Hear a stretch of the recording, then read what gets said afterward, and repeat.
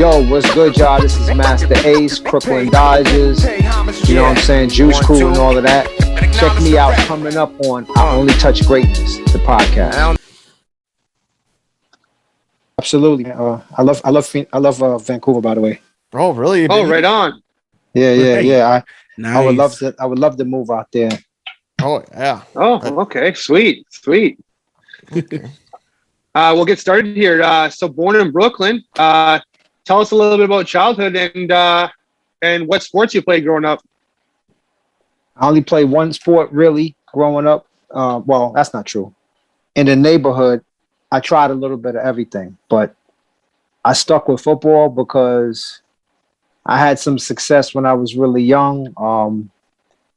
I tackled this guy that was like way older than me, and the whole neighborhood went crazy and was picking me up and cheering and everything. And at that moment, I was like, I'm gonna be a football player. But I still tried. I tried baseball. I got we joined. There was a team being put together in our neighborhood, I guess it was like a little league team, and the guy collected all of the kids' money and disappeared, and that soured me for baseball at that point right there. I was like, oh, I mean, it was just a bad experience because my mom's put the money up and a bunch of other kids.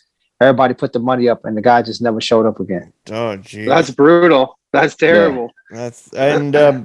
What made you first get into music? I mean, it was just in the neighborhood. It was always in the neighborhood. Music was a part of growing up in Brownsville, right. Brooklyn. Older guys walking around with big radios playing songs. It was when I came up in the early 80s. Yeah.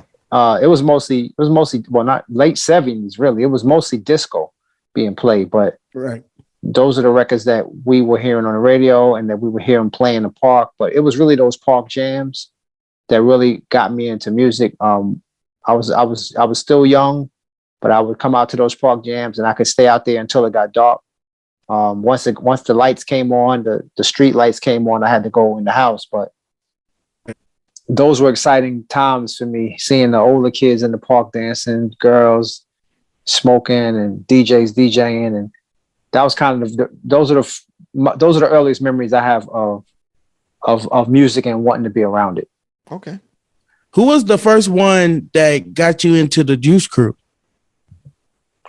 Well, I got into the Juice Crew really by it was a set of circumstances that led me to the Juice Crew. While I was in college, I entered a rap contest when I was home for Christmas break.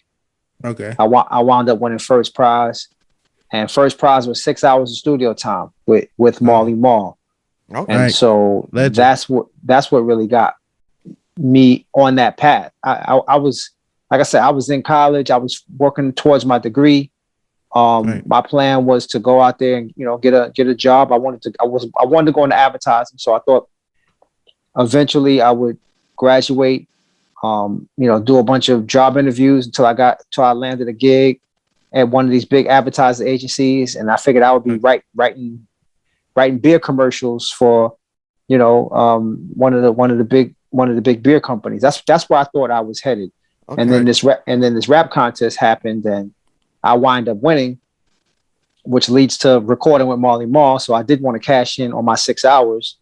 Right. So those 6 hours of sessions led to Marley asking me to keep coming back because he obviously must have liked what he was hearing from me on, with my recording. And so I wound up being on his compilation album, Marl in Control. And that's what ultimately led to me being on the song, The Symphony, and being associated with the Juice Crew.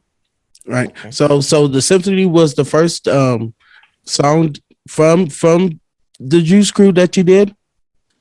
It was the first song, yes. That was the song that solidified me as part of the crew. Okay.